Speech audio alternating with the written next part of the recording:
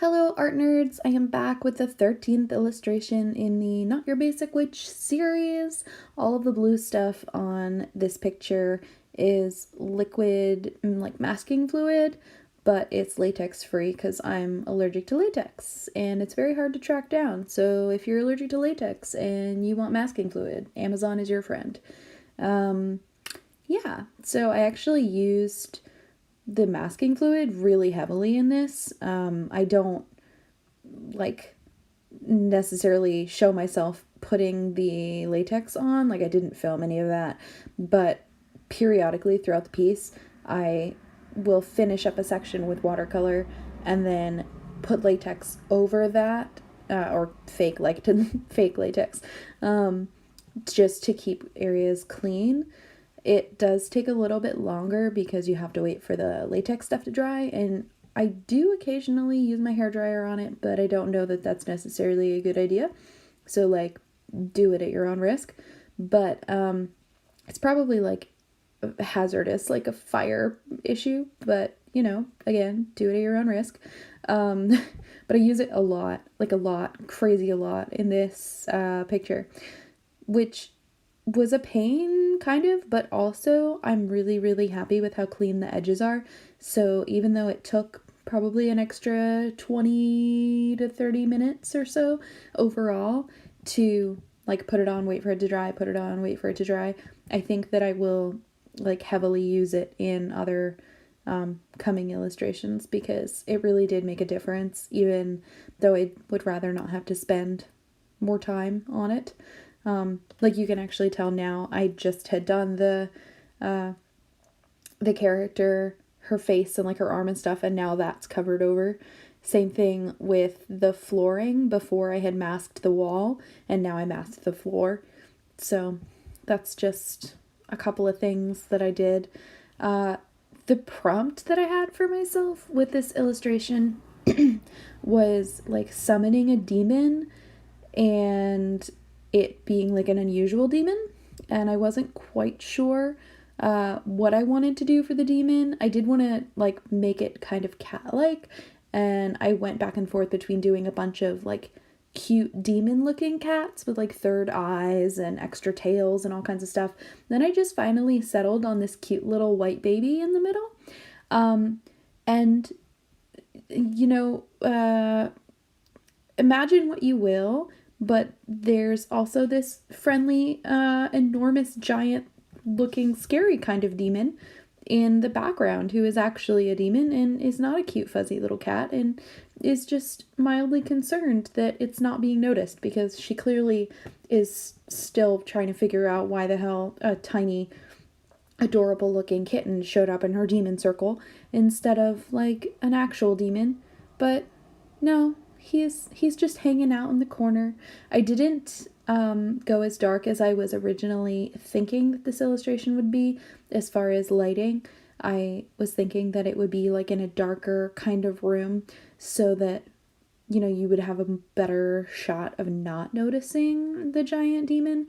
But then I was like, well, her hand is like scratching her head, so it probably blocks a bit of her peripheral view, so she wouldn't necessarily notice him at first.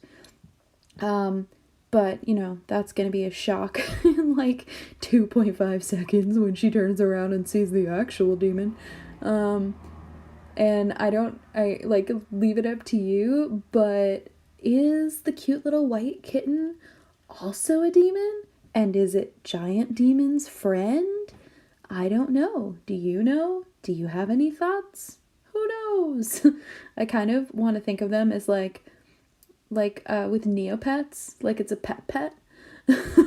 Like it's the demon's pet. In any case, the demon is, I kind of modeled the face a little bit off of Sugar Gliders, but it also reminds me of like a really fat rat body. It reminds me a little bit of Totoro, and I gave it all of these kind of, not ears, but like dangly things from its head that reminds me of those. They're kind of like a water lizard, like a sea lizard thing. I think they've got like a crazy looking name. It's got like an XOTL something, Exotl or something like that. That's what its head reminds me of. Either way, I think it's really cute. But yeah, I very much enjoyed doing this illustration. It is the 13th, and 13 is my favorite number, and it's my birthday number. And I think that this is actually my favorite one that I've done so far, and I kind of knew that going in for my prompt list, that this was one of the ones that I was most excited to do. And I did all of my little thumbnails at the beginning of April, and this was one of the ones that I was like, yep, this is going to be a favorite. This one's going to be good. And I psyched myself out so badly. It took me so long to really determine what I wanted the sketching process to look like, and to kind of narrow down details. And all the way through it, I'm like, I hate this, I hate this, I hate this. And then when I finally finished it, I'm like, nope, I love it. It's great. It's awesome. There's nothing specifically that comes to mind that I completely screwed up, which is like a first. There are definitely like things that I want to get better at, but nothing that I was like, oh crap, I totally messed that up. So I'll call that a win.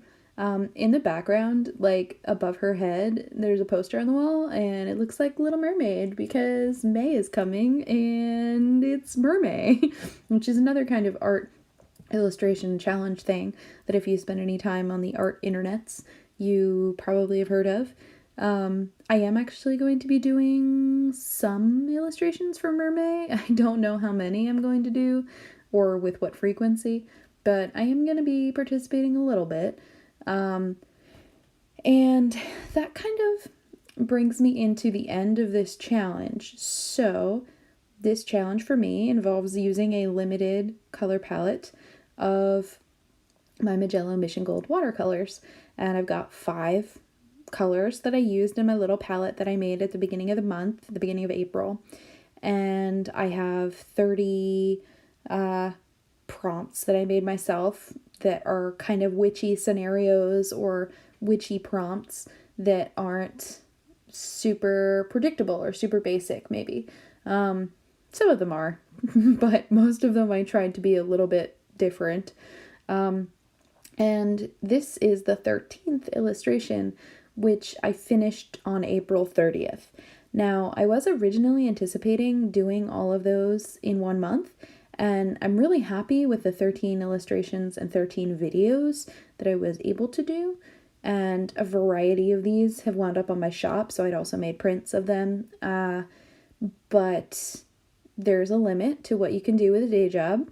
And this series will be continuing into May, and depending on how Mermaid goes, possibly into June. But I will be continuing to do the other, like, 19 ish kind of prompts that I've got. There's actually more than 30 on my prompt list. So however many of those I have left, I'm going to continue doing this, and I hope that you'll keep watching with me. I obviously didn't get to all of them in April, but there's a give and take with this sort of thing, and unlike with other illustration challenges like Inktober or Mermaid, while I wanted it to be all in 1 month, I did a lot more work and put a lot more effort into figuring out things that I liked and things that I couldn't do with my art this past month. And I'm really proud of that. So I'm going to keep kind of trucking along and finish the prompts. I don't know how many there are left. I don't know how many I did. I know there's more than 30, but I was only intending to do 30. So regardless, you'll continue to see those videos throughout the coming month of May. And yeah, thank you for watching and enjoying this all with me. If you'd like to join along, there's a hashtag for Not Your Basic Witch on Instagram. And you're awesome. Okay, bye art nerds, go make something.